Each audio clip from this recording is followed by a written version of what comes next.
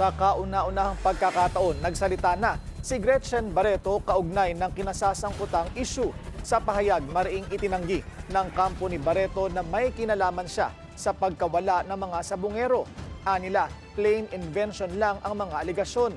Sa exclusive interview dito sa Agenda kagabi, sinabi ni alias Totoy na 24 hours minsan magkasama sina Barreto at Ang at lahat ng sikreto ng negosyante ay alam ng aktres. Pero giit ng kampo ni Barreto, wala siyang partisipasyon sa mga isabong operation at naging investor lang. Hindi rin daw siya dumalo sa kahit anong meeting kung saan inaprubahan ang naging disappearances. Pino na rin ang whistleblower na anilay wala namang nakitang ginawa o narinig na sinabi ni Barreto. Kinumpirma rin ng kampo ng aktres na hiningan siya ng pera para maalis bilang sospek. Pero tumanggi ito dahil wala naman siyang ginawang mali. Nangako rin si Barreto na makikipagtulungan siya sa investigasyon.